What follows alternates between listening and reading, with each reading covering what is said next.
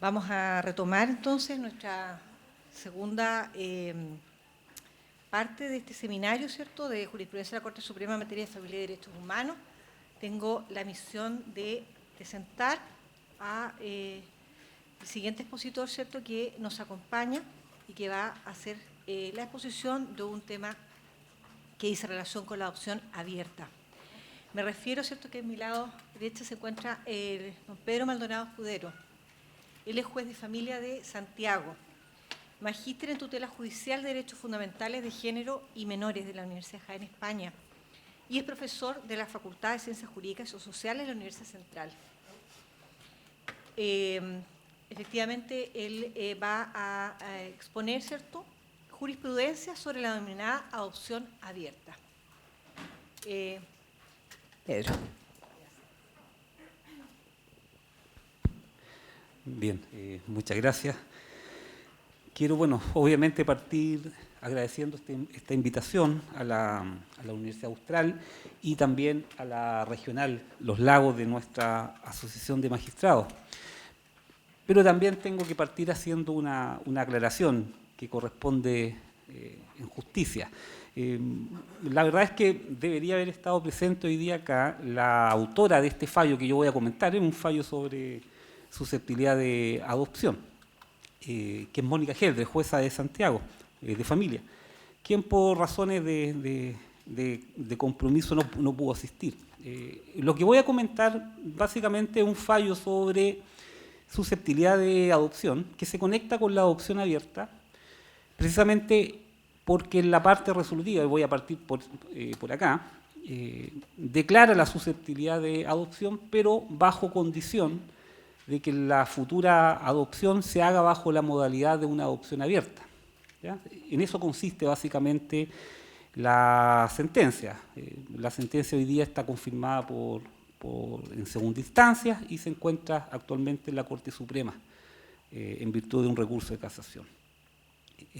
Debo aclarar también que el tema de esta ponencia sobre jurisprudencia de la Corte Suprema, obviamente en este contexto hay que aclarar también que no hay tal jurisprudencia de la Corte Suprema sobre adopción abierta. Nuestro sistema de adopción se estructura sobre la base de una adopción que es cerrada, es decir, en que involucra la irrevocabilidad, que extingue definitivamente los vínculos jurídicos entre el adoptado con su familia biológica y por ende es irrevocable. Es decir, impera en este caso en nuestro sistema el secreto para la adopción hasta que en alguna etapa, ¿cierto?, hay posibilidad de indagar acerca de los orígenes.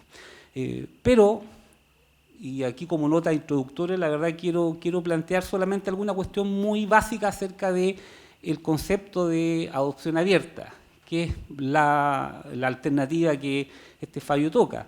La adopción abierta básicamente es un tipo de adopción que involucra que se mantenga cierto contacto entre el adoptado y la familia biológica.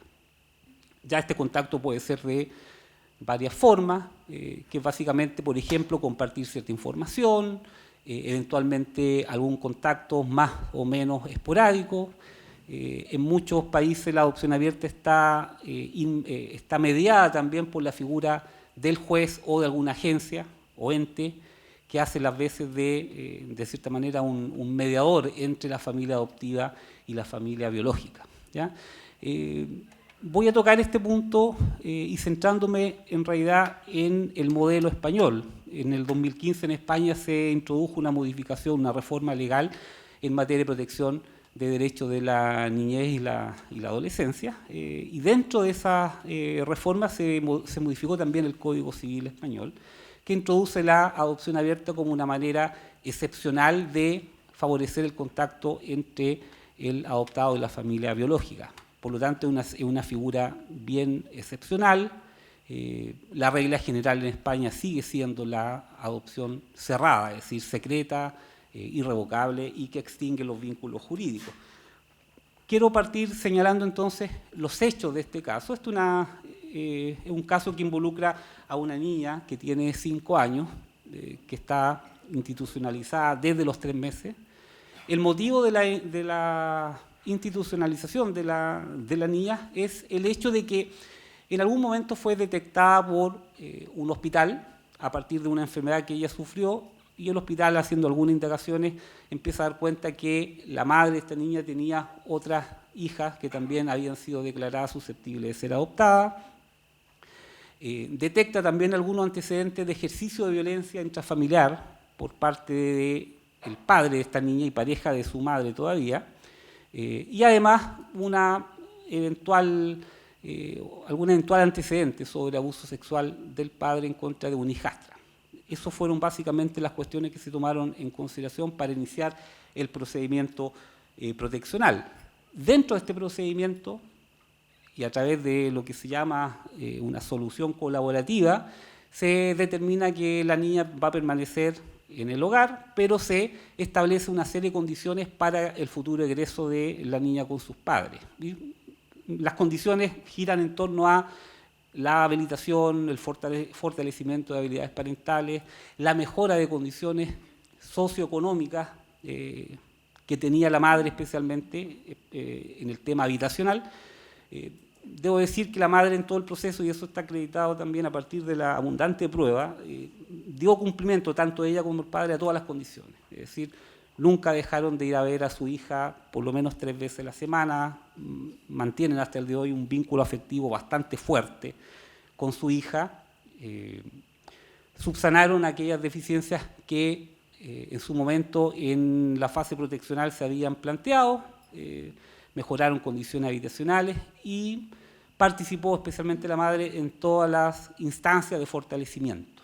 Ya fue egresada, digamos, de la intervención por haber cumplido los objetivos y la intervención en cuanto a asistencia y obviamente consecución de los objetivos. No obstante eso, el hogar pide la declaración de susceptibilidad de adopción. Ya imputa para eso las causales conocidas, en este caso de inhabilidad física o moral de los padres, además del hecho de no haber ejercido efectivamente el cuidado personal. Los padres se oponen a esta declaración y finalmente se acoge la solicitud, pero por una causal que es la causal genérica de peligro material o moral, que es una causal que en este caso se escoge como aquella que permitiría acoger las circunstancias que se fueron determinando en el proceso y que dicen relación básicamente con un aspecto que aquí es central y que es, creo yo, parte de lo que en el fallo se desarrolla como el principal conflicto que se va a dar en este caso. Y es que la madre de esta niña es una mujer pobre, con estudios hasta 8º básico, que se dedica a la venta de artículos en ferias libres y que además tiene una discapacidad mental. ¿Ya? Las pericias dan cuenta de lo que se denomina un retardo leve a moderado, pero que en cuanto a la crianza y el ejercicio de la crianza de su hija, ella solamente puede alcanzar a desarrollar y a desplegar ciertas acciones hasta un cierto potencial. Es decir, llega un punto en que ella, dada la discapacidad, no está en condiciones de poder pasar a otro nivel de cuidados.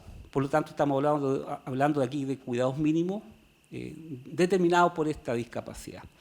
Naturalmente, la madre necesita medidas de apoyo, dada la discapacidad, pero en la realidad nos vamos a encontrar con que ella finalmente no fue apoyada, no había una intervención tampoco adecuada para ella, ni medidas concretas que hubiesen efectuado entonces algún tipo de ayuda en el ejercicio de la parentalidad, de manera que ella hubiese podido conservar la guarda de su hija. El conflicto, decía entonces, es que el fallo discurre acá sobre lo que vamos a entender acá por el interés superior aplicado en concreto a la situación de esta niña, pero que involucra además la discapacidad de la madre y por lo tanto toda aquella problemática que deriva precisamente de esa condición que no tiene un tratamiento, que no tiene un abordaje estatal en cuanto a medidas de ayuda y que van a determinar finalmente que ella tenga que ser declarada susceptible de ser adoptada simplemente porque, en este caso la madre, pudiendo aportar solamente hasta un cierto nivel de cuidado, constituye para la niña entonces un factor de riesgo el hecho de que pueda ser egresada con la madre sin estas ayudas que debería haber tenido. Hay un problema entonces acá importante. Ella cumplió, la madre y el padre en realidad cumplieron todas las condiciones impuestas en su momento, ¿ya? Pero viendo cómo se fue desarrollando el proceso judicial y especialmente la diversa prueba, nos encontramos acá con, la verdad, algunos problemas y deficiencias que yo creo para los que operan en el sistema de justicia son bastante frecuentes. Y estos problemas dicen relación, por ejemplo, con la calidad de la intervención que el Estado brinda a las familias en esta etapa en que eventualmente están en riesgo de perder la guarda de sus hijos. ¿Qué tipo de intervención es adecuada? ¿Cómo se desarrolla? En este caso, ellos, la verdad, no tuvieron más que medidas de tipo formales. Se hablaba aquí mucho del despeje familiar, entendido como un proceso en realidad de hacer a un lado a la familia, como una manera de ir despejando, ir allanando el camino para pasar a la adopción. El fallo se centra entonces aquí en una cuestión que también toca y desarrolla y que me parece a mí relevante, y es el hecho de cómo el sistema, en este caso, subvierte el orden en materia de cuidados alternativos.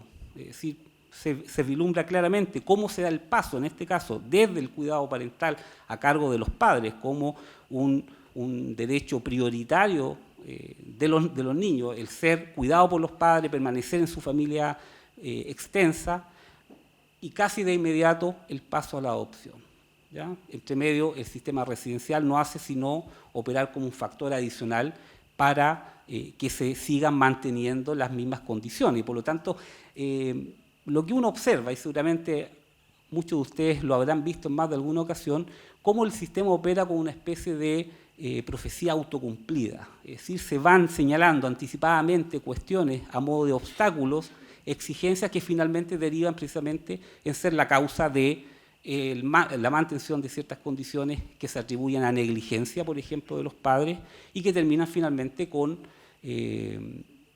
la pérdida para los padres del cuidado de sus hijos, que es lo que ocurre finalmente en este caso.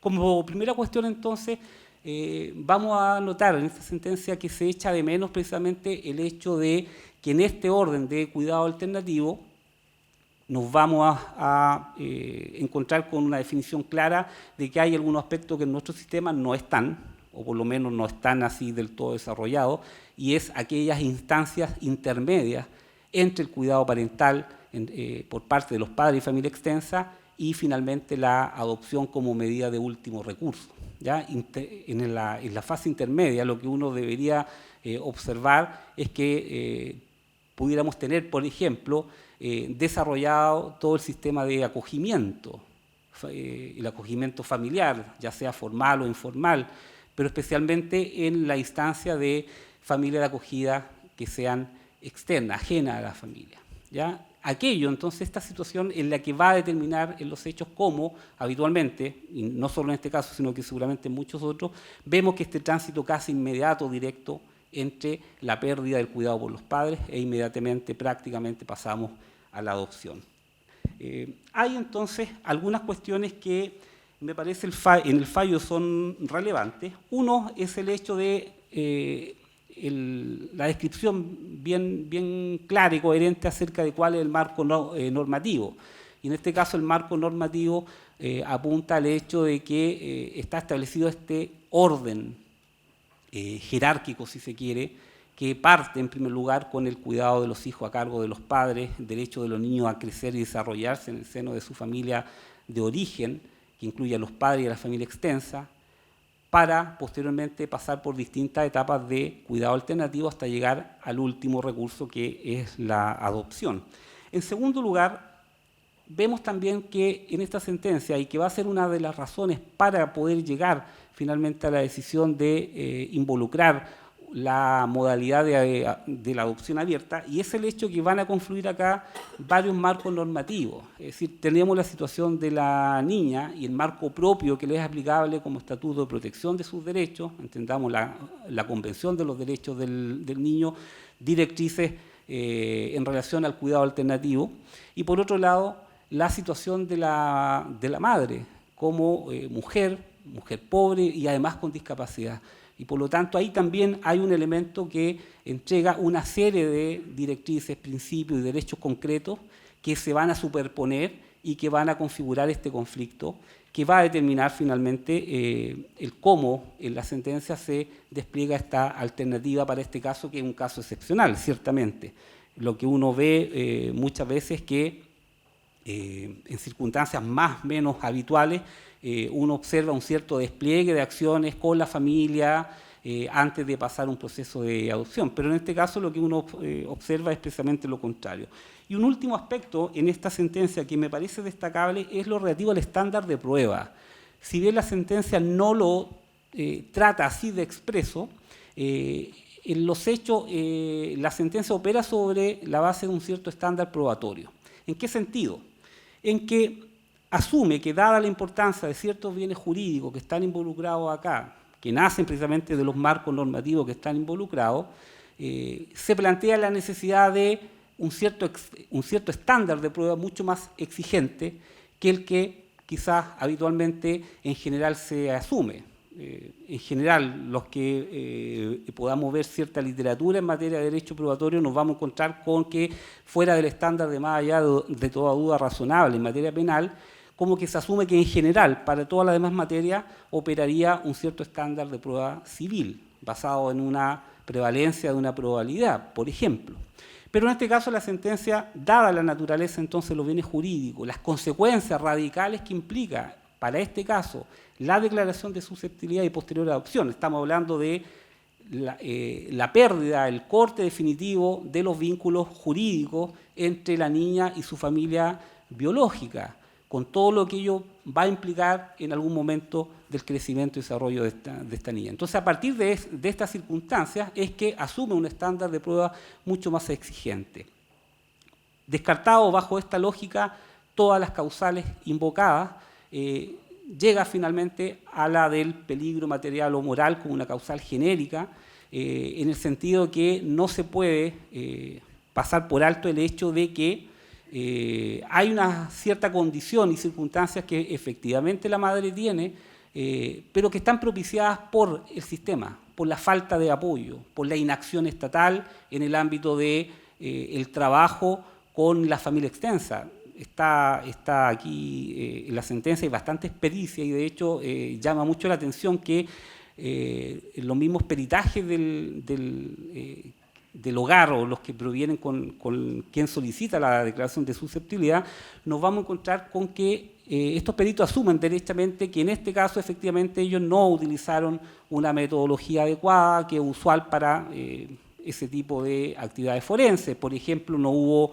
entrevistas con la familia, no hubo el trabajo ni la búsqueda con otros familiares, pese a que los tenía la niña, pero que no fueron abordados tampoco ni visibilizados en un trabajo tendiente a procurar que la niña en algún momento, por último, pudiese quedar bajo el cuidado personal de alguna de estas figuras. Entonces, lo que uno ve ahí hay un déficit bastante grande que finalmente es lo que contribuye al hecho de que la madre objetivamente solo está en condiciones de brindar ciertos cuidados parentales hasta un cierto punto.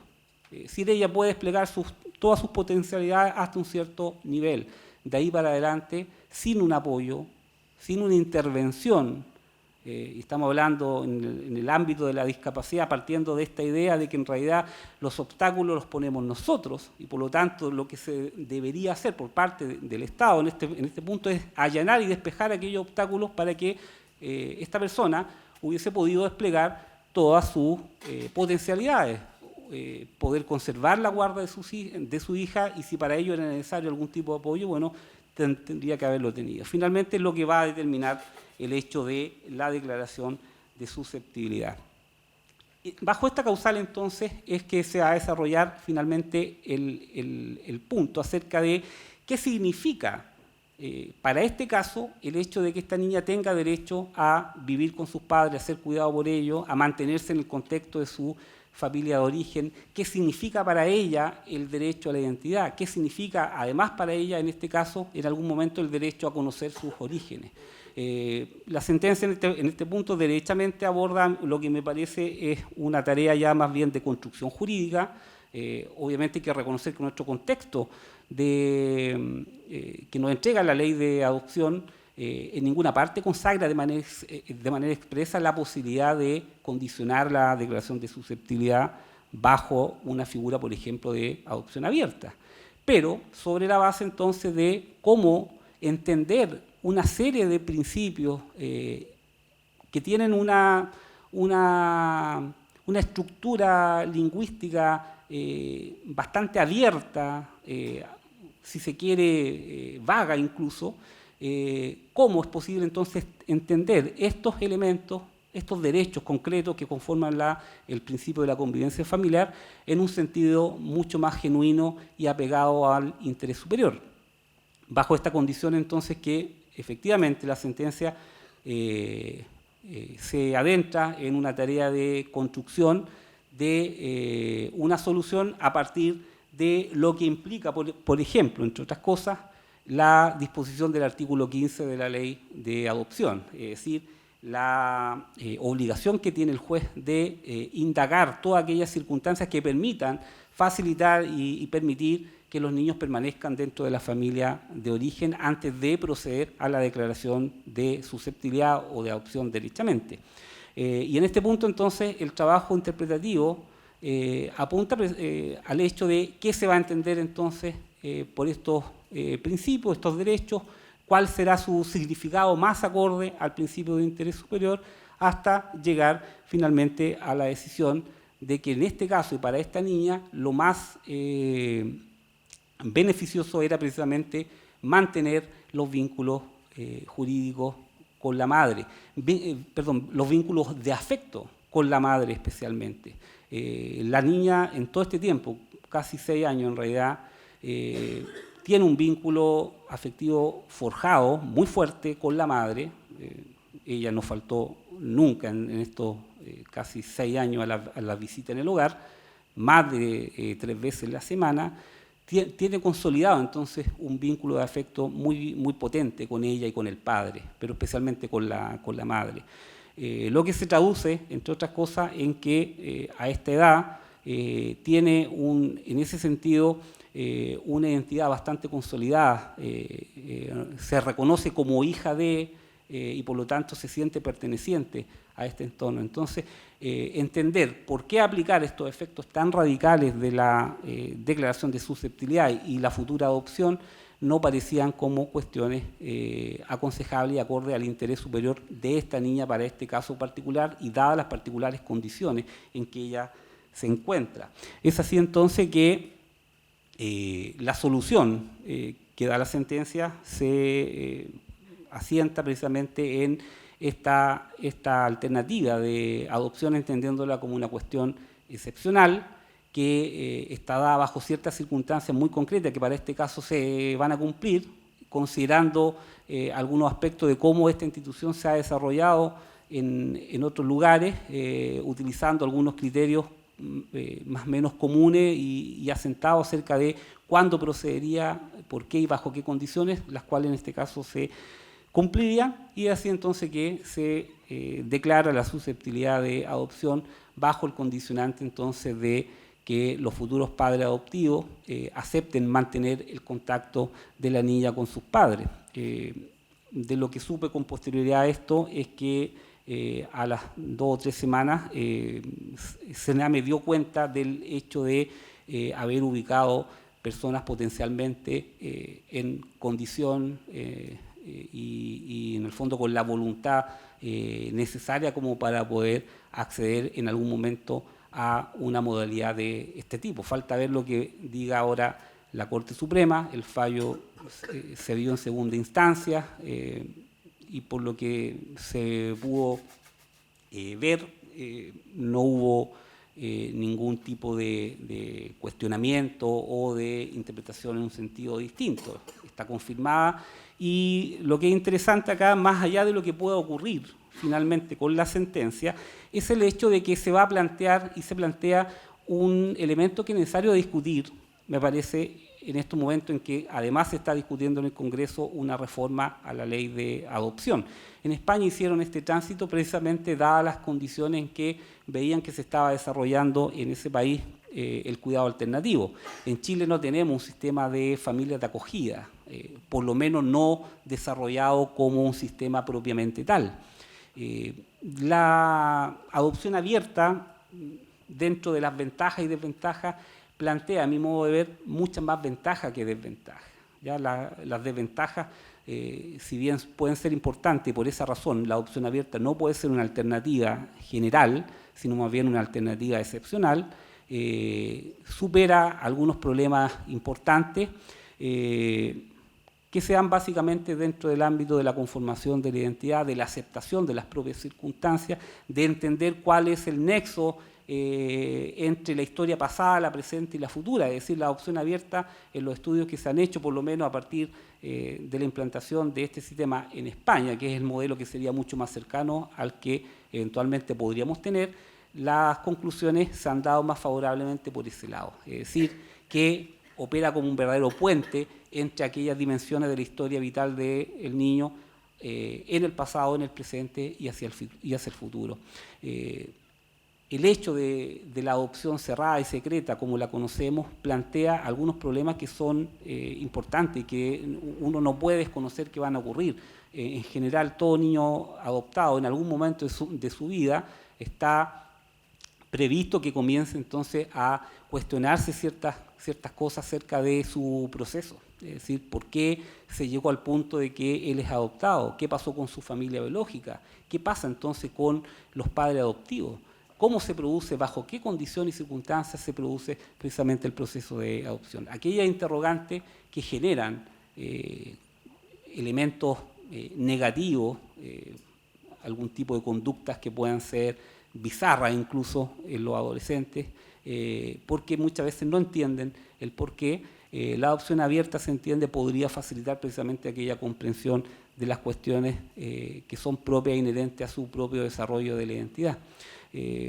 Reitero que es un debate que me parece en Chile deberíamos empezar a dar próximamente como una alternativa también de hacer mucho más eficiente incluso la alternativa de la adopción, y ojalá incorporar además a este sistema, acompañando a esta alternativa de adopción abierta, un verdadero sistema de acogimiento familiar que involucre acogimiento de urgencia temporal y permanente, como una manera de llenar este espacio dentro de este orden de cuidado alternativo que en Chile presenta este forado enorme y que hace que pasemos rápidamente del cuidado parental, de los padres y familia extensa, a el sistema residencial y la adopción. Muchas gracias.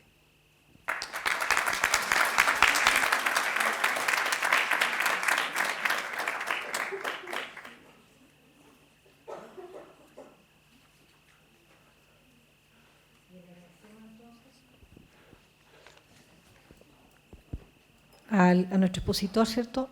Vamos a dejar pendientes las preguntas a los interesados, ¿cierto?, en respecto a esta ponencia. Paso entonces a presentar, ¿cierto? A mi lado izquierdo se encuentra la profesora Susan Turner-Seltzer. Ella es doctora en Derecho de la Universidad de Göttingen, Alemania, y profesora investigadora de la Facultad de Ciencias Jurídicas y Sociales de la Universidad Austral de Chile.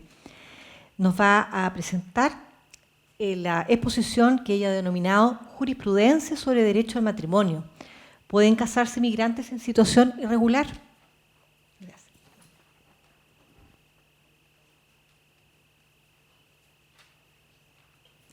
Buenas tardes. Lo que yo quiero compartir con ustedes es una serie de fallos de la Corte Suprema recaídos en dos ámbitos o que llegan a la Corte Suprema por dos vías distintas y que a mí me parece que son un poco dos caras de una misma moneda, cosas que uno a veces piensa por separado, pero a los que yo le quiero dar algún tipo de conexión.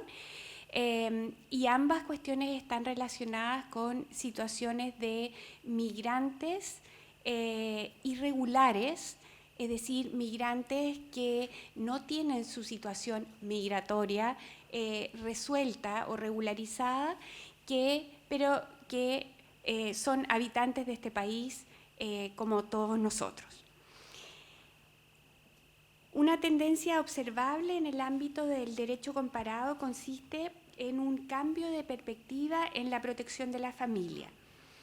La técnica tradicional de protección de la familia a través de cuerpos legales nacionales se ha visto complementada y enriquecida por el denominado derecho constitucional de la familia, que se enmarca en el fenómeno más amplio de constitucionalización del derecho civil. Y uno de los fenómenos asociados al derecho constitucional de la familia es la internacionalización de esta y de los derechos de los individuos en tanto miembros de la familia a través de una profusa normativa de carácter convencional. Dentro de esta normativa de carácter convencional internacional, ha cobrado relevancia el denominado derecho a contraer matrimonio, que en nuestro derecho tiene acogida expresa en la Ley de Matrimonio Civil del año 2004. Tanto en Chile como en la experiencia comparada, el derecho a contraer matrimonio constituye uno de los argumentos fundamentales en la discusión sobre el matrimonio homosexual. Es ahí donde nosotros hemos escuchado sobre este derecho fundamental a contraer matrimonio. Sin embargo, en el último tiempo ha surgido un nuevo ámbito de controversia en torno a este derecho, la inmigración. El creciente número de inmigrantes que ha recibido Chile ha planteado a la jurisprudencia nuevas interrogantes en torno al derecho al matrimonio y en general al derecho a formar una familia. Y para los efectos de esta exposición yo voy a separar o voy a plantearme dos preguntas fundamentales. ¿Puede el vínculo matrimonial contraído en Chile constituir un límite a la facultad de expulsión de un inmigrante? ¿Y puede un inmigrante contraer matrimonio en Chile aun cuando se encuentre en situación irregular? Voy a dividir la ponencia en tres partes. Primero voy a dar una breve pincelada sobre el derecho a contraer matrimonio en instrumentos internacionales y en Chile, para a continuación analizar la jurisprudencia nacional sobre el derecho a contraer matrimonio frente a la expulsión de inmigrantes y que se ha dado fundamentalmente a la luz de fallos sobre recursos de amparo, para concluir con algunos fallos de recurso de protección que se refieren a inmigrantes irregulares que han intentado contraer matrimonio en Chile, es decir, la segunda pregunta que yo planteaba. Veamos en qué consiste, o muy sucintamente, qué es este derecho fundamental a contraer matrimonio. Existen diversos instrumentos internacionales que consagran el derecho a contraer matrimonio. En el sistema de Naciones Unidas tenemos la Declaración Universal de los Derechos Humanos del año 48, el Pacto Internacional de Derechos Civiles y Políticos del 66, que, por ejemplo, para que ustedes se imaginen cómo esto suena, dice: se reconoce el derecho del hombre y de la mujer a contraer matrimonio y a fundar una familia si tienen edad para ello. El matrimonio no podrá celebrarse sin el libre y pleno consentimiento de los contrayentes. También tenemos norma al respecto en la Convención sobre la Eliminación de todas las formas de discriminación contra la mujer del año 79, y en el sistema americano de derechos humanos tenemos, por ejemplo, la Convención Americana de Derechos Humanos del año 69, que dice: se reconoce el derecho del hombre y la mujer a contraer matrimonio y a fundar una familia si tienen la edad y las condiciones requeridas para ello por las leyes internas, en la medida en que éstas no afecten al principio de no discriminación establecido en esta convención. Después, a nivel comunitario europeo, también hay normas expresas. Por ejemplo, el artículo 9 de la Carta de Derechos Fundamentales habla del derecho a contraer matrimonio y a fundar una familia. A partir de todas estas normas, nosotros podríamos decir que hay algunos rasgos comunes de este derecho a contraer matrimonio, que es lo que voy a continuación resumir. En primer lugar, se trata de un derecho que se consagra generalmente a la par del derecho a fundar una familia. Es decir, queda claro que algo tiene que ver el matrimonio con la familia y, por lo tanto, podría concluirse que no cabe duda que a través del matrimonio se crea familia.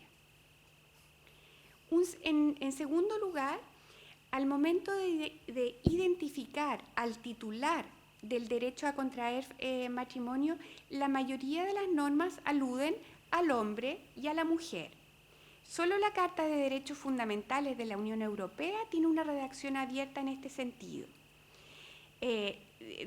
aludiendo a toda persona.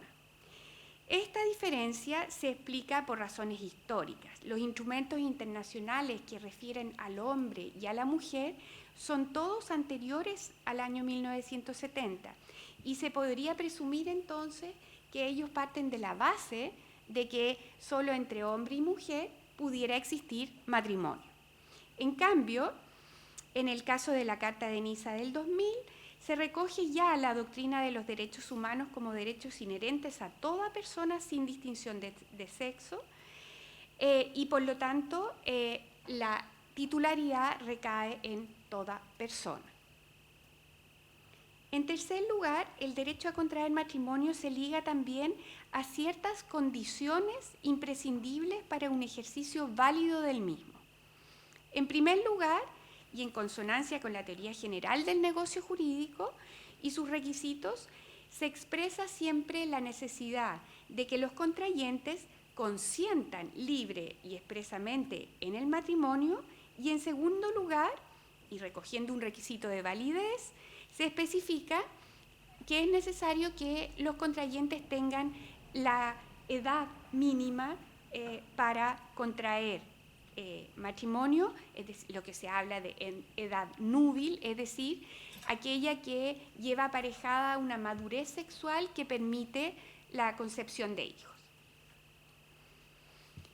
Pero hay otra condición que empieza a ser más controvertida que las anteriores, que en algunas normas de derecho internacional se aprecia condiciones a cumplimiento de leyes nacionales específicas.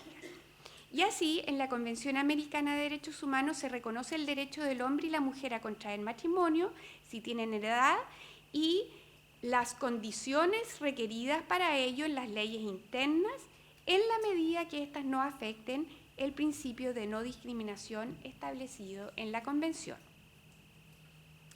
Por lo tanto, este derecho fundamental admite ser reglamentado, regulado por la legislación de cada Estado.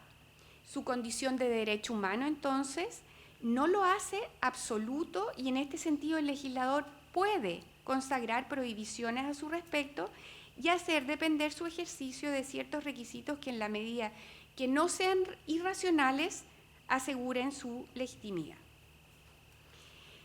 Si cada país puede consagrar un marco regulatorio del matrimonio con cierta libertad, queda planteada entonces la interrogante de hasta dónde llega dicha libertad en términos de facultar al legislador nacional para imponer restricciones a este derecho. La Convención Americana de Derechos Humanos dice que hay un doble condicionamiento. El derecho a contraer matrimonio queda sujeto a las condiciones establecidas por leyes internas, pero a su vez estas condiciones solo rigen en la medida que no afecten el principio de la no discriminación establecido por la propia Convención. Justamente una vulneración de este tipo fue la que en su momento se alegó en nuestro país a propósito del artículo 102 del Código Civil, que restringe el matrimonio solo a un hombre y una mujer, en el recurso de inaplicabilidad por inconstitucionalidad que finalmente fue rechazado por el Tribunal Constitucional. Ahí justamente se argumentó que una de las normas constitucionales vulneradas por dicho artículo actualmente es el derecho a contraer matrimonio, que se ha incorporado al derecho nacional a través del artículo 5º, inciso 2 de la Constitución. ¿Qué pasa con este derecho a contraer matrimonio en Chile? El artículo 2º, inciso 1 de la Ley de Matrimonio Civil consagra el derecho a contraer matrimonio. Dice: la facultad de contraer matrimonio es un derecho esencial inherente a la persona humana si se tiene edad para ello. Las disposiciones de esta ley establecen los requisitos para asegurar el libre y pleno consentimiento de los contrayentes.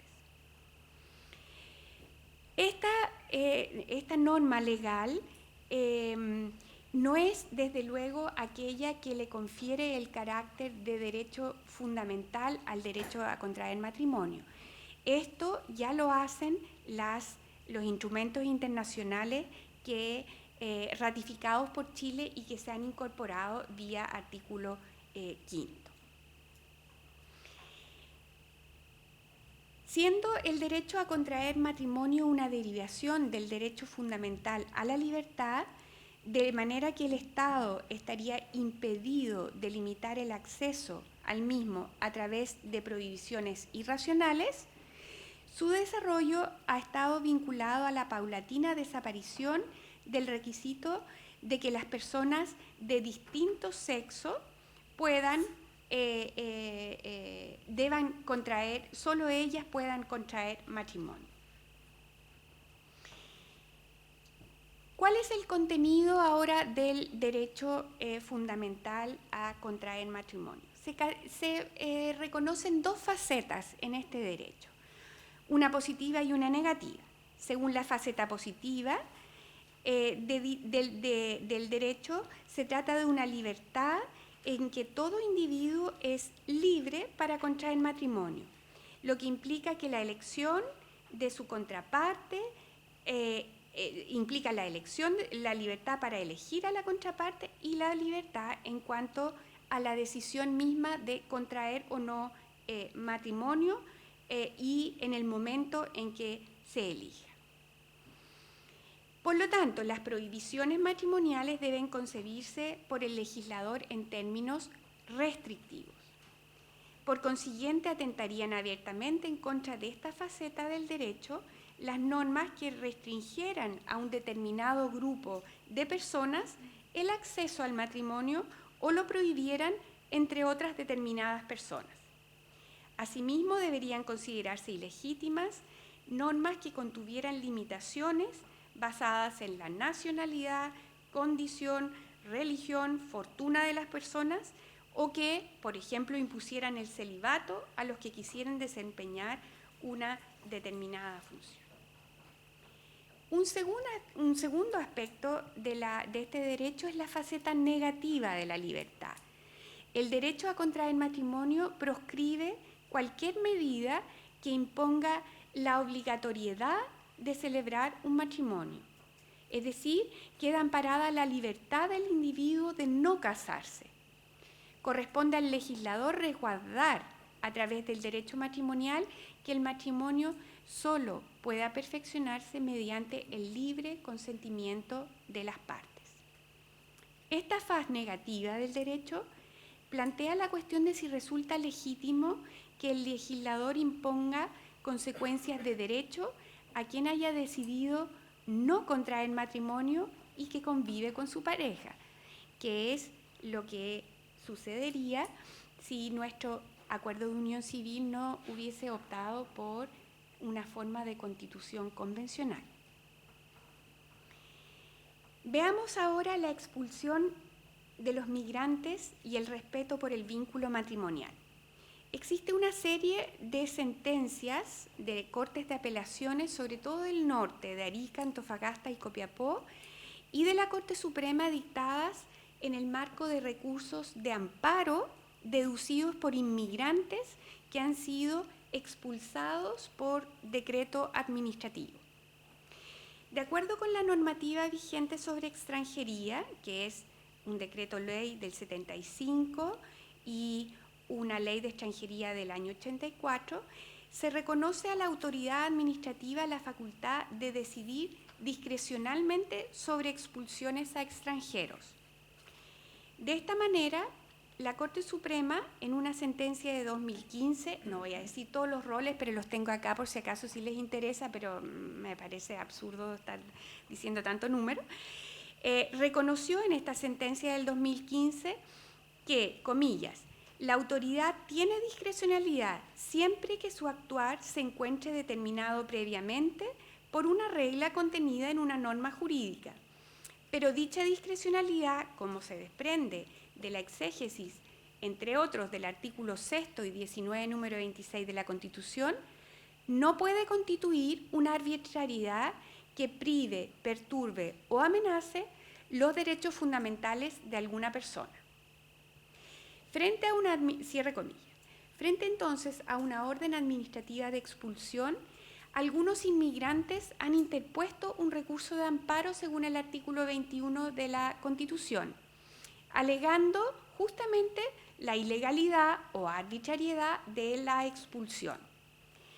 El fundamento de los recursos se ha concentrado en la existencia de vínculos familiares del expulsado en Chile que tornarían ilegítima la decisión administrativa.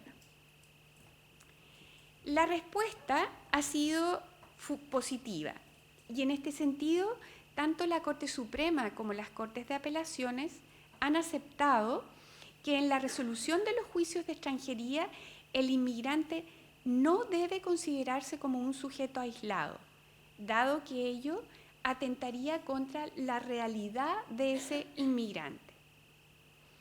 Sin embargo, y al mismo tiempo, la jurisprudencia de nuestros tribunales superiores ha establecido una frontera clara para la tutela de los vínculos de familia del inmigrante expulsado. La mera acreditación formal de la existencia de un nexo de familia no es suficiente entonces para considerar arbitraria la orden de expulsión, sino que es necesario que dicho nexo efectivamente tenga un correlato en la realidad. Es decir, debe existir una situación de arraigo familiar, dice la jurisprudencia, y no debe tratarse de la creación interesada de un vínculo de familia con la única pretensión de obtener la nacionalidad, la residencia, un beneficio de previsional, un contrato de trabajo o derechamente de evitar la expulsión.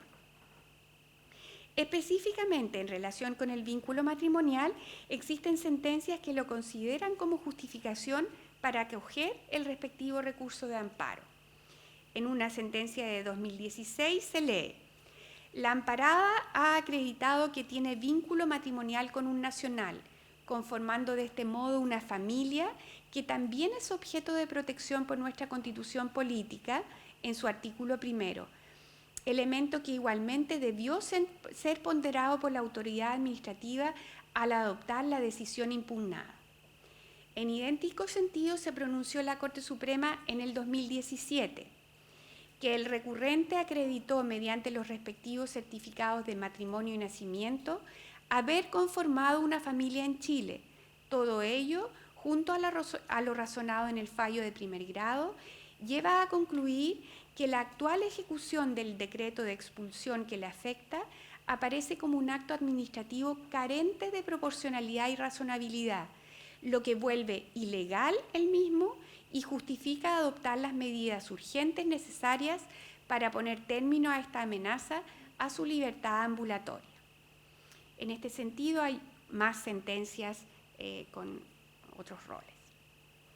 Vamos al segundo aspecto, es decir, ya no al inmigrante irregular que alega el vínculo matrimonial o en general el arraigo familiar para oponerse a la expulsión, sino que aquel inmigrante que quiere contraer matrimonio o acuerdo de unión civil, como vamos a ver un caso, aquí en Chile. Y voy a tomar los dos primeros casos que yo tengo pesquisados, que son los más gráficos, porque son los dos del 2017 y son exactamente los mismos fallos que en una idéntica situación, uno son voto de minoría y después se da vuelta el panqueque y es voto de mayoría, ¿ya? Frente a un caso idéntico, los dos del 2017. En el primer semestre de ese año, la Corte Suprema conoció en segunda instancia estos dos casos, generados por recursos de protección. Una persona chilena quiere contraer matrimonio con una persona extranjera y el registro civil le impide seguir el trámite regular para ello, es decir, se niega a darle una hora para la realización del matrimonio, fundando su negativa en el hecho de que el inmigrante carece de residencia legal en Chile, exigido por el artículo 76 de la Ley de Extranjería.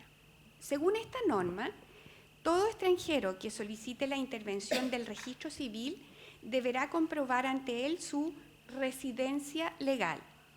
En este mismo sentido, el artículo 5 del reglamento respectivo establece que los extranjeros estarán obligados a presentar a las autoridades correspondientes, cuando lo requieran, sus documentos de identidad o de extranjería para acreditar su condición de residencia en Chile.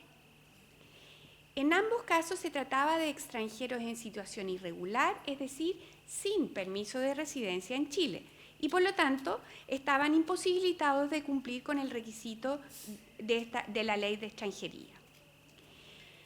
Los recursos de protección se fundaron en la vulneración del artículo 19, número 2, igualdad ante la ley, alegando que la exigencia legal implicaba una discriminación arbitraria respecto de los extranjeros en Chile. En el caso fallado en enero, la Corte Suprema rechaza el recurso de apelación, confirmando la sentencia de la Corte de Apelaciones que había desechado el recurso de protección. ¿Cuáles fueron sus argumentos? Los voy a resumir. Los recurrentes, dice esta sentencia, no ejercieron su derecho de reclamar la inaplicabilidad por inconstitucionalidad de las normas de extranjería supuestamente discriminatorias. Esa es la vía que debieron haber utilizado, no lo hicieron y no es la vía de la protección entonces la adecuada para protegerse de esta discriminación. Y además, el fallo dice, esto no es simplemente de que se rechace que el registro civil no les dé hora porque carezcan de la cédula de extranjería, cuestión que sería meramente formal. Aquí hay un incumplimiento de un requisito de fondo fijado por la Ley Migratoria Nacional que los jueces están obligados a respetar. El hecho del ingreso clandestino del recurrente a Chile por un paso no habilitado incluso está tipificado como un delito. Por lo tanto, no es opcional para el juez aplicar o no la norma de extranjería. Existe un extenso voto disidente que argumenta a favor de revocar la sentencia de la Corte de Apelaciones, acogiendo el recurso entonces de protección. ¿Cuáles son sus argumentos? Dice, las convenciones internacionales ratificadas por nuestro país son un parámetro de legitimidad de nuestra legislación. La protección de la familia y el derecho a contraer matrimonio, por consiguiente, derogan cualquier normativa que atente contra estos derechos fundamentales. Corresponde al juez civil revisar la normativa vigente y verificar si ella es aplicable al caso. Existiendo antinomia entre una norma de rango constitucional y una legal, que además es temporalmente anterior, porque estamos hablando de normativas del 79 y del 84, la segunda deroga a la primera.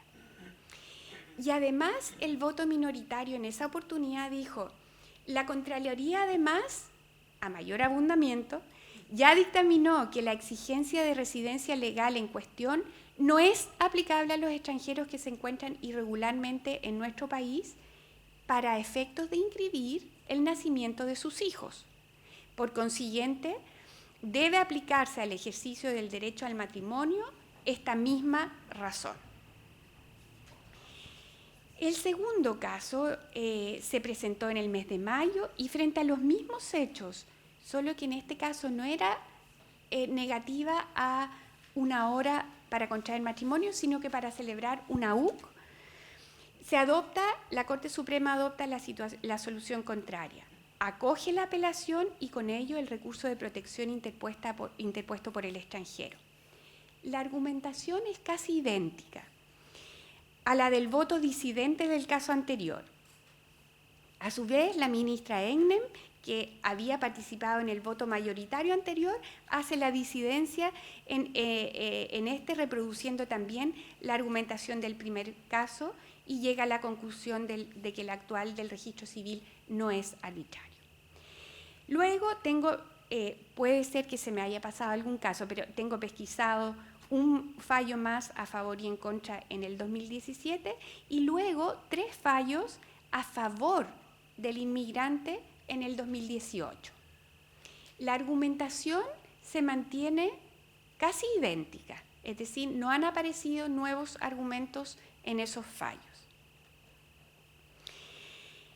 Pareciera que a la luz de lo expuesto es obvio que hay una conclusión. Es necesario armonizar nuestra legislación migratoria con los estándares que Chile se ha obligado a través de la ratificación por convenciones internacionales.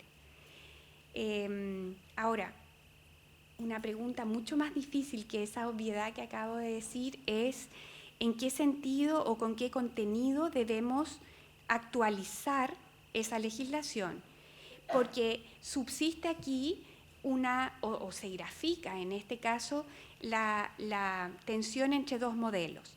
El que pone su énfasis en la potestad del Estado de fijar cierto marco normativo para el ejercicio de los derechos fundamentales, a formar una familia y a contraer matrimonio, y aquel modelo que en cambio pone su foco de atención en el respeto del derecho fundamental, descartando cualquier requisito legal que pudiera coartarlo.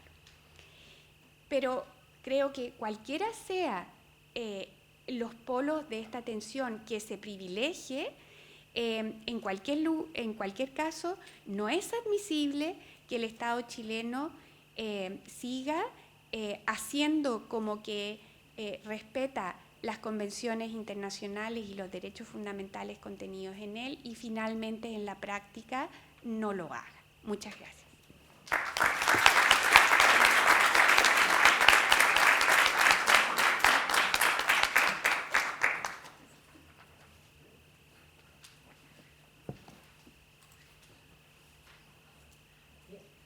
Hacemos entonces la interesante exposición de la profesora Susan Turner y vamos a abrir entonces espacio para que ustedes puedan plantear sus preguntas, ¿no es cierto?, sus interrogantes. Por acá Isabel Snell tiene una pregunta y también Jenny. Ahí viene él.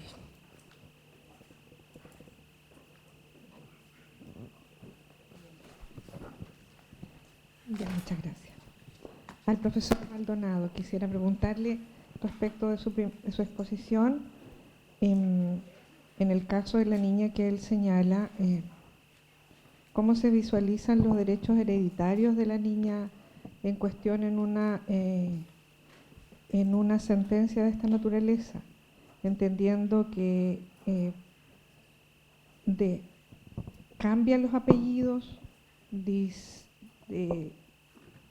anula el vínculo con la familia consanguínea o no la anula del todo, porque si mantiene la afectiva, yo me imagino que también mantendrá la biológica.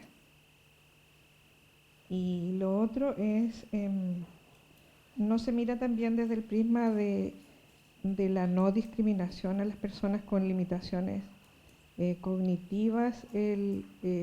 También podría uno razonar de que personas con estas dificultades o recursos limitados cognitivos también podrían ser cuestionados así como a dedo en cuanto a su capacidad de ejercer su parentalidad. Esas dos reflexiones quisiera plantearle, profesor. Muchas gracias. A ver, respecto de lo primero, a lo mejor conviene precisar algunas cosas. Cuando hablamos de adopción abierta en este sistema, estamos hablando de una alternativa a la adopción clásica que conocemos, ¿cierto? Esta adopción que corta todos los vínculos porque constituye filiación.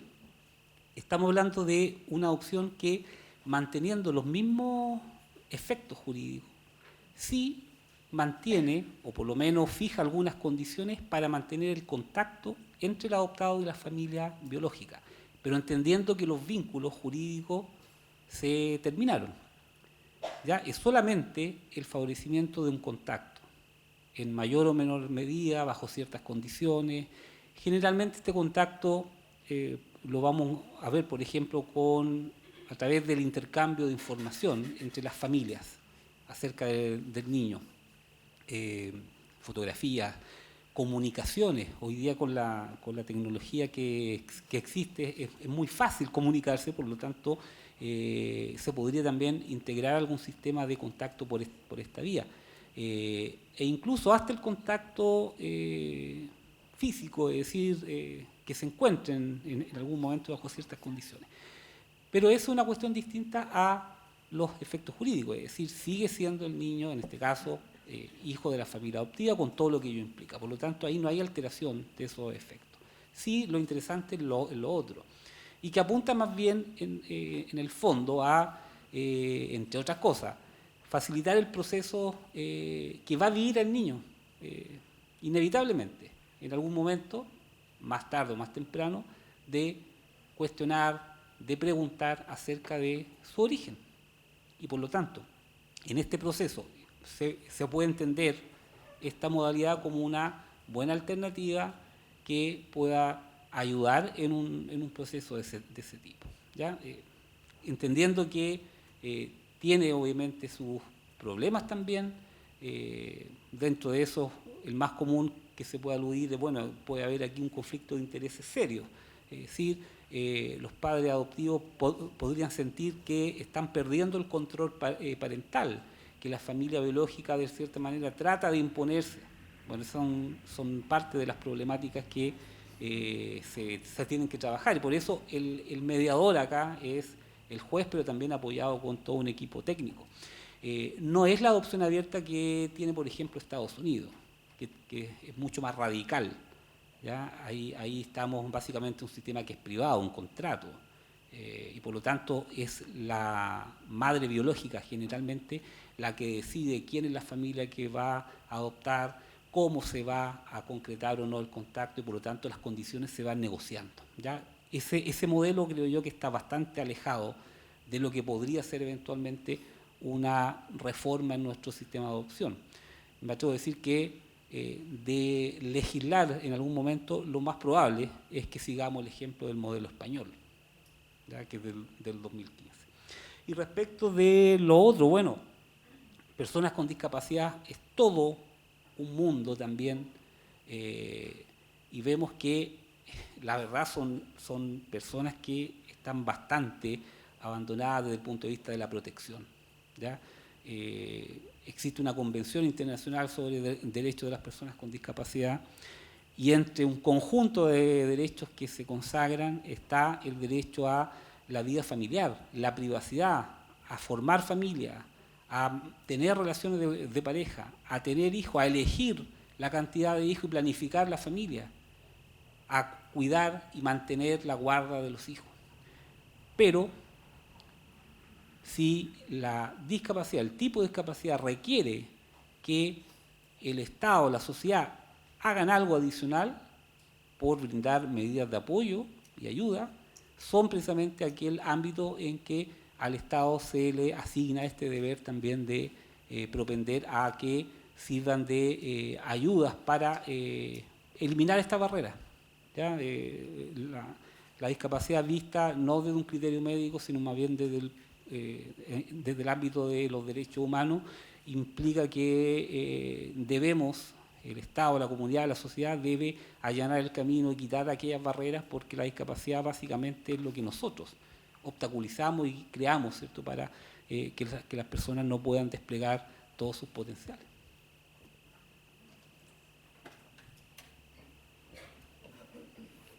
Yo quería formular una pregunta, no sé, un par quizás, a Susan, como siempre la exposición muy clara, pero mi pregunta va dirigida más bien a clarificar los presupuestos de la jurisprudencia que citas, la última, y a una aclaración respecto de si hay una posición que se tome en la última jurisprudencia que citas, respecto de la cuestión de la limitación del derecho al matrimonio. ¿Por qué lo digo? Porque yo entendí, y corrígeme luego en la respuesta si estoy entendiendo mal el asunto, que básicamente el tribunal al final, o la Corte Suprema, termina razonando sobre la base de los requisitos de los tratados internacionales, asumiendo que los tratados se imponen a las reglas internas, ¿no? Yo diría entonces lo que aplican es una lógica de control de convencionalidad, no sé si lo dicen o no lo dicen, pero en términos concretos básicamente parece que eso es lo que hacen cuando no invocan la necesidad de acudir al Tribunal Constitucional para ver control de constitucionalidad, es decir, están sustituyendo constitucionalidad. Entonces, despejado ese problema, si esa es la tesis que asumen, la pregunta que me queda sin resolver, y no sé si está resuelta en el fallo, es si lo que están entendiendo es que el derecho a contraer matrimonio es un derecho no sujeto a una posibilidad de ser regulado por el Estado, es decir, sería una especie de derecho natural muy básico, ¿no? Y si, por ejemplo, si eso es así, la conclusión a la que llegan respecto de las personas migrantes sería una conclusión que se podría luego extrapolar al problema del matrimonio homosexual. Porque claro, uno podría decir, entonces la ley chilena tampoco podría, ¿no? Y no sé si sobre eso hay algún tipo de razonamiento, y esa es la clarificación.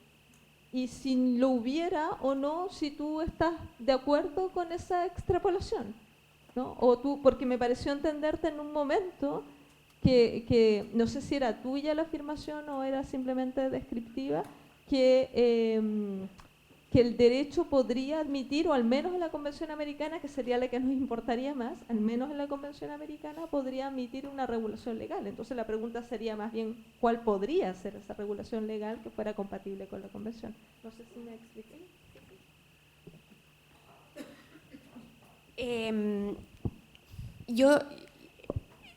Yo creo que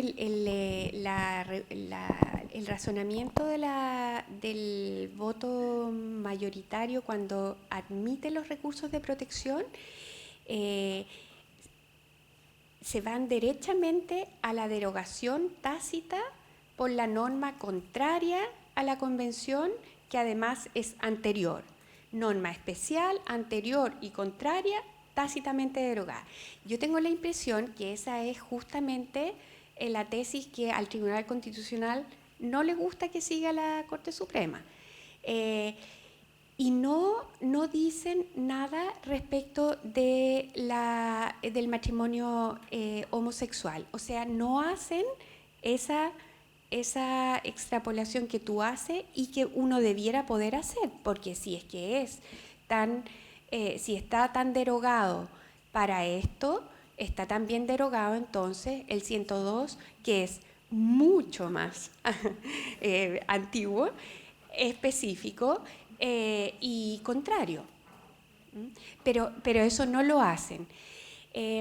Yo debo reconocer que comencé a estudiar este tema con una opinión clara de que los recursos de protección estaban bien desechados. Porque mi primera aproximación al tema fue no puede ser, y nada contra los extranjeros y tampoco contra los extranjeros en situación irregular, no es ese el sentido, sino que me parece que si es que el derecho migratorio no puede poner requisitos razonables, no estoy hablando de exigirle a los migrantes que traigan título profesional, no, estoy diciendo que ingresen por las vías reglamentarias al país. Me parece que entonces no tiene ningún sentido tener un derecho migratorio. Y si el derecho migratorio está ahí, aunque sea del 79 y el 84, yo prefiero cuando los jueces se sienten obligados a aplicar la ley vigente. ¿Por qué? Porque supongo que no les corresponde a ellos arreglar una legislación anacrónica y desactualizada. Y porque además creo que el sentido, por ejemplo, pero eso reconozco que no lo he estudiado a fondo, así que puede ser que eso esté resuelto a nivel de derecho internacional de los derechos humanos y yo estoy diciendo una burrada. Pero a mí me parece que el propio texto de la Convención, al hablar de que está dentro de las facultades del legislador interno regular, me parece que no es desquiciado pedir que una persona esté con su situación migratoria regular. Entonces, fue muy... esa fue mi tesis inicial. Y después, a la medida que lo veía y lo estudiaba y lo veía sobre todo los votos a favor de los recursos de protección, tiendo a morigerar un poco mi posición inicial, porque creo que aquí hay un problema que es grave, que es que la ley de matrimonio civil no dice nada y esa es la que debiera decir algo. O sea, ahí tiene que haber algo que le diga al chileno, al migrante, que la ley considera que, la ley civil chilena considera que tiene que cumplir un cierto mínimo general para, en relación con la migración, con su estatus de residente en Chile para contraer matrimonio. Entonces, también creo que mirado así, desde ese punto de vista, parece bien discriminatorio exigirle algo a los extranjeros y no a los nacionales que quieren contraer matrimonio. Por lo tanto, debo decir que ahora estoy más dudosa, digamos.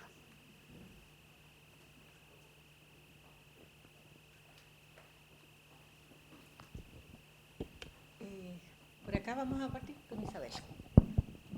Gracias. Tengo preguntas para ambos. Primero para la profesora Susa.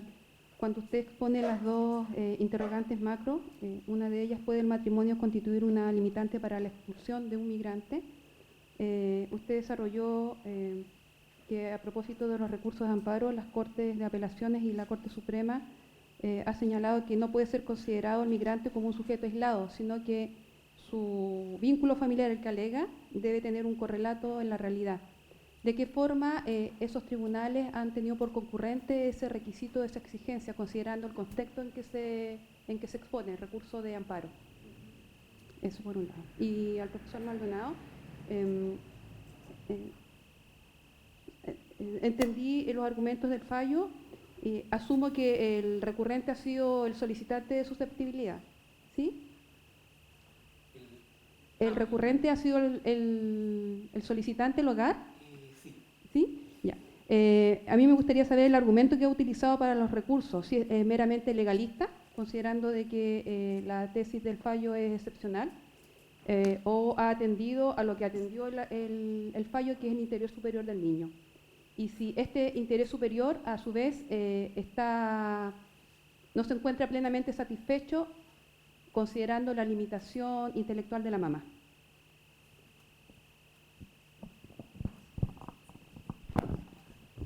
En cuanto a su pregunta del contexto del migrante no considerado aisladamente, el énfasis ahí en la jurisprudencia está en evitar eso, como en las películas, que la gente contrae matrimonio para tener en el fondo una autorización indirecta para quedarse en Chile.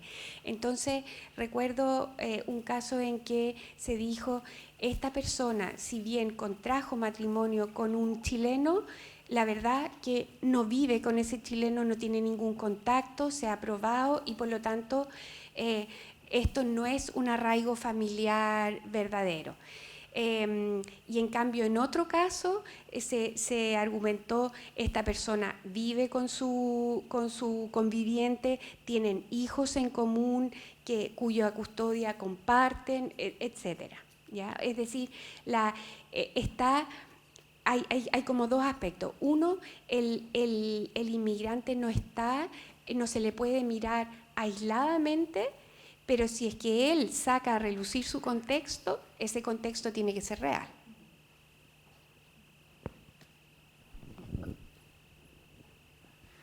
A ver, en cuanto a los argumentos, son, bueno, básicamente lo que se cuestiona, así como, como a grandes rasgos, es el alcance del concepto de interés superior versus las disposiciones de la ley de adopción, ¿ya? Por lo tanto, la pregunta si estamos frente a argumentos que se utilizan más bien de tipo legalista o muy formalista en ese sentido, me parece que sí. Obviamente están planteando una argumentación centrada en una interpretación, diría yo, que podría ser clásica o que sería lo esperable en un asunto de susceptibilidad de adopción, ¿ya? Pero claro, lo que está ahí en discusión es finalmente el versus, es decir, interés superior entendido en esta forma, entre otras cosas, a partir de una interpretación bastante extensa, amplia, de conceptos como búsqueda de origen e identidad, convivencia familiar, versus, ¿cierto?, la ley de adopción, que tiene normas, disposiciones bastante concretas acerca de la modalidad de adopción que tenemos.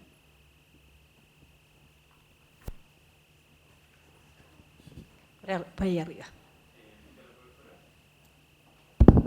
Dirigido a la profesora, acá. Quería manifestarle mi acuerdo con que exista un derecho migratorio y que se lleve a efecto, digamos, el derecho al matrimonio, pero ojo, que si bien es cierto que el legislador puede regular el derecho, ¿cierto?, no lo puede impedir en su esencia, ¿cierto? Por ende, podemos establecer más requisitos o más difíciles para aquellos inmigrantes que van a contraer matrimonio en nuestro país, quizás pidiéndole más testigos o pidiéndole, no sé, que alguien valide que efectivamente, o también teniendo en consideración un certificado de antecedentes, una serie de información anexa que los nacionales no cumplen. Y yendo al caso puntual del fallo de la Corte Suprema, ¿qué prefiere usted, profesora? Que la ley antigua, que va en un sentido, y la Constitución y los tratados que van en otro sentido, por tratarse de épocas distintas, sean derogados tácitamente entre ellos, o prefiere que uno intente el recurso de inaplicabilidad por inconstitucionalidad para el caso concreto, o primero jugársela por la derogación tácita y si a uno le va mal, después por la inaplicabilidad para el caso concreto? ¿Qué opina usted?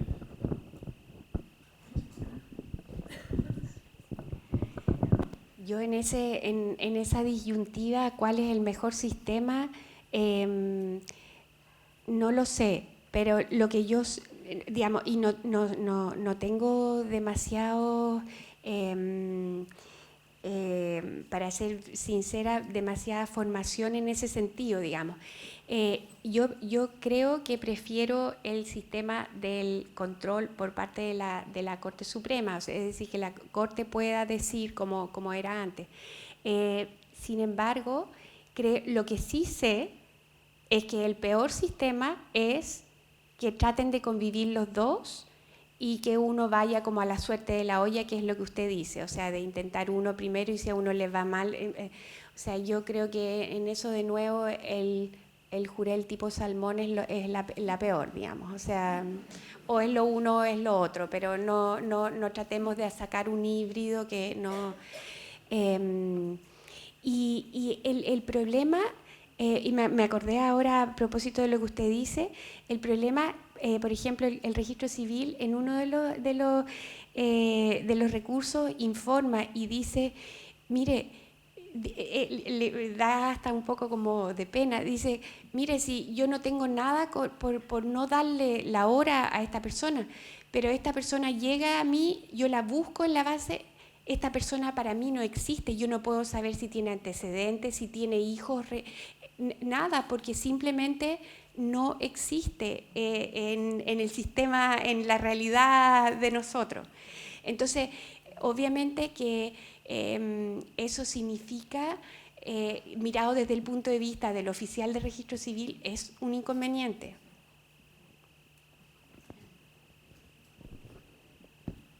Profesor, buenas tardes. Tengo una consulta. ¿En qué momento el Tribunal de Familia, velando por el interés del menor, en el caso expuesto, ve el ámbito de la salud mental del menor? Ya teniendo 5 años, se han podido comprobar a través de estudios que ya con 5 años se guardan grandes recuerdos en la formación de la persona. Y este menor ya reconoce un círculo familiar y esa familia se esforzó por cumplir lo solicitado para tener la custodia. Y al final el tribunal o la parte contraria busca, a través de un medio general, seguir con su objetivo. ¿En qué momento toma el peso la salud mental de este menor velándolo por su interés superior? Uy, la verdad que la pregunta suya me lleva en realidad a un poco plantear algunas cuestiones que para quienes trabajan con cierta habitualidad en el ámbito del derecho de familia y especialmente protección, seguramente van a poder encontrar algún elemento que le haga sentido. Efectivamente, en este caso se plantea un problema que es más bien un problema general y que es parte del diagnóstico que tenemos en Chile en materia de protección. Cuando se habla de la crisis del sistema de protección, bueno, parte de esa crisis tiene que ver con esto.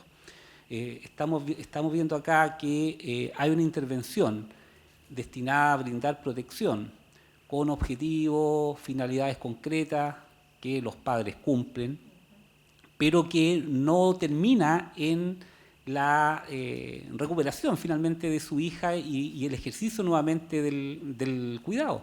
Y no se hace porque precisamente el gran obstáculo está dado por que no hubo, y eso está así, me llamaba la atención, que dentro de la prueba uno de los declarantes que trabaja precisamente en este ámbito reconocía, sí, muy francamente, que en este caso, como en muchos otros, la verdad no hay un trabajo profundo destinado a habilitar, a reforzar. Es más bien un trabajo formal.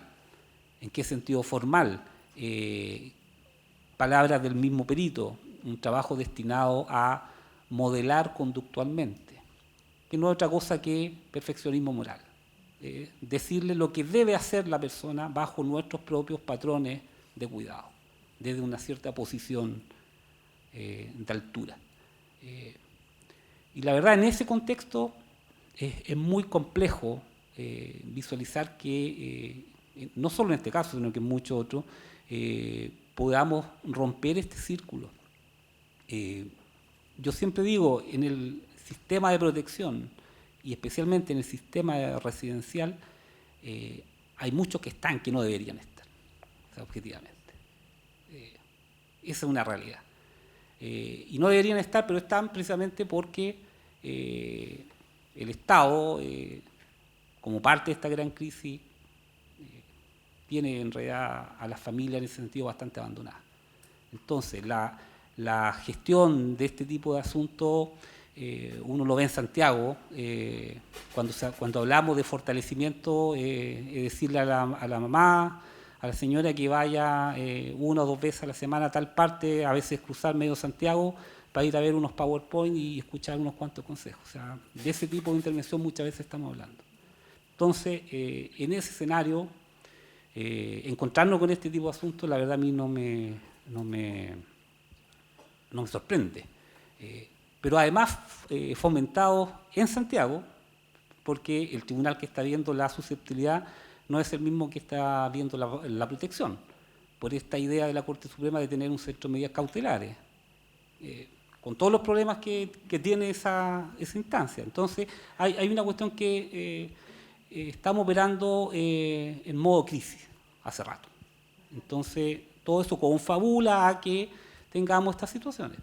Es decir, la misma institucionalización se convierte en la causa para finalmente la declaración, entre otros motivos. ¿Ya? Entonces, efectivamente, la salud mental de la niña no está del todo resguardada, garantizada, pese a que tiene un vínculo afectivo. Este es uno de los casos que yo hace mucho tiempo no veía un caso realmente de una vinculación tan estrecha entre una niña y sus padres, y ella en el contexto todavía residencial, y sin posibilidad de salir regresada porque los padres no están en condiciones de superar un cierto estándar de cuidado. Estamos hablando de cuidados que podríamos decir ya por último mínimos, pero no es posible, precisamente por la discapacidad, que además genera otros efectos y que además son efectos que no están siendo tampoco atendidos, porque ella debería tener apoyos en esto, de alguna manera, y no los tiene.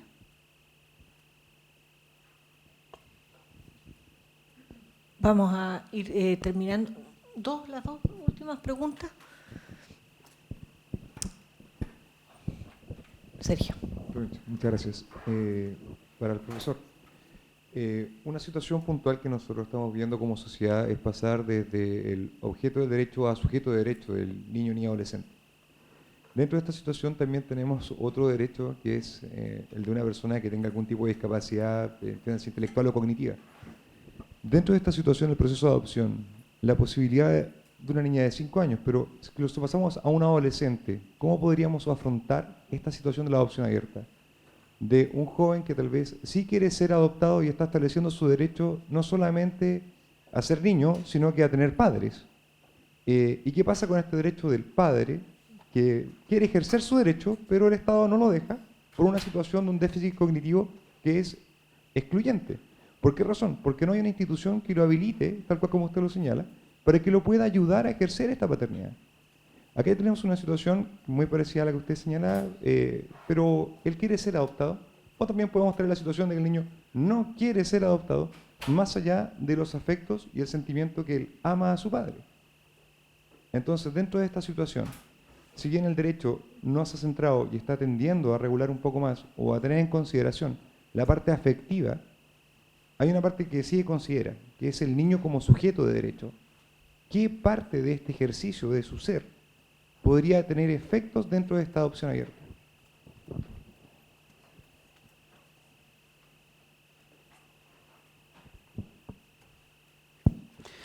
A ver, bueno, quiero recordar un aspecto. El modelo de adopción abierta precisamente está concebido para casos como el que usted plantea, es decir, adolescentes, es decir, niños ya mayores, adolescentes que llevan largo tiempo tal vez en el sistema de residencia, pero especialmente para aquellos que se encuentran en un sistema de acogimiento familiar, ¿ya? Y que este acogimiento también se ha prolongado por un tiempo más o menos extenso, y es necesario entonces pasar a un estado distinto. Es decir, transformar este acogimiento extenso en una adopción. Por cierto que en un caso así el consentimiento del niño es fundamental, del adolescente. El debe, en un modelo, por ejemplo, como el español, por lo menos desde los 12 años, el juez tiene la obligación de consultar el niño y ver el consentimiento que él tiene para la adopción abierta. E incluso bajo los 12 años, si es que posee condiciones de madurez y desarrollo adecuados, está también llamado el juez a consultar. Entonces, el problema que nosotros tenemos es que la adopción abierta demandaría además la incorporación de un sistema de acogimiento familiar de verdad, ¿ya? Hoy día en el Congreso, por ejemplo, se está discutiendo el proyecto de ley de no internación de niños de 0 a 3 años.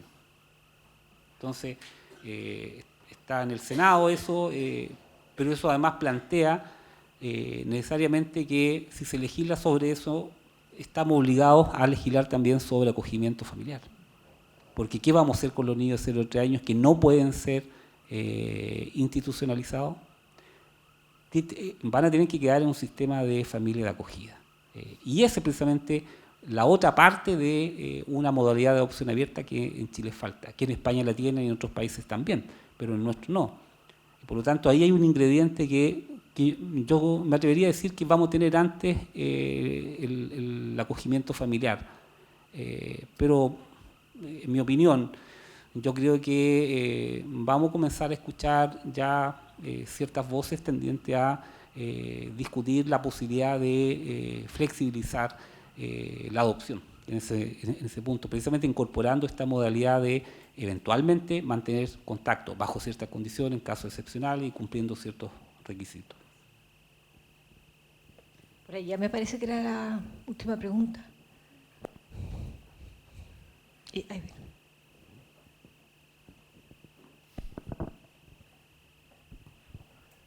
Sí, al profesor Maldonado le quería preguntar más que nada una opinión, una reflexión, pero no respecto al caso de la adopción abierta, sino que me llama la atención los criterios que utilizan en el fallo que usted comenta respecto a de por qué se declara la susceptibilidad. O sea, el caso de que la madre es una madre que tiene cierta discapacidad y que es una mujer pobre. En ese caso, quisiera saber cuál es el criterio de los magistrados para entender que por el solo hecho de tener una discapacidad intelectual, y entiendo lo que usted dice, que en cierto momento va a llegar un momento en la crianza en que ella no va a poder entregarle ciertas habilidades a ese hijo para poder seguir criándolo, en realidad. Pero pienso en todos aquellos padres y en general que han tenido problemas o que no han tenido la suficiente educación y aún así han criado hijos. O sea, ¿es suficiente criterio eso para entender que un padre no tiene las habilidades suficientes para crear un hijo? Y también pienso en lo que explicaba la profesora Yanira en la ponencia anterior respecto de que en realidad las habilidades parentales no tienen que ser en realidad un mínimo. ¿Cómo sabemos que ese padre no va a tener en realidad las capacidades? Pienso en padres que son trabajadores y que tienen hijos profesionales, padres que son analfabetos y tienen hijos profesionales. Entonces, me gustaría saber cuál es el criterio, con qué vara están midiendo los tribunales de familia, porque no es una situación aislada. O sea, en muchos casos están dando susceptibilidades porque hay familias, y en realidad es un problema no de familias, es un problema de familias pobres, porque digámoslo así. Son familias pobres que en realidad se basan en estos factores y que también falta educación que viene con la pobreza incluida. Esa es mi pregunta. A ver, solamente para poner un ejemplo en este caso, una cuestión muy concreta quizás. La madre, entre otras cosas, por ejemplo, no es capaz de entender que el agua caliente, al momento del baño, una cuestión muy a lo mejor doméstica, le causa daño, le podría causar daño a la hija. Hoy día tiene 5 años, pero en el pasado, un proceso que viene de hace tiempo. Ese es un aspecto, por ejemplo, que determina que hay que adoptar algún tipo de mecanismo de apoyo. Porque efectivamente ella ejerce una vinculación afectiva en lo que es cotidiano, general, muy buena, pero hay otros elementos un poco más específicos en los que por sí misma no es capaz de visualizar. Pero El problema es que en un caso así que vemos repetido en otras ocasiones, a mí me ha tocado ver por ejemplo, cómo en Santiago llegan a pedir medida de protección, hospitales cuando ven que la mujer que ha dado luz tiene alguna discapacidad mental, y sin siquiera preguntarse, bueno, si hay familia o no. Y ahí tienen que llegar las abuelas asustadas porque no saben lo que está ocurriendo, y eventualmente esa persona podría perder el cuidado personal.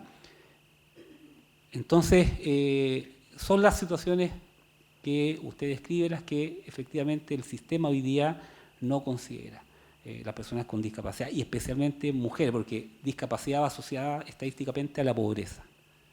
Y además, si le agregamos mujer, yo creo que ahí está los elementos para una situación crítica.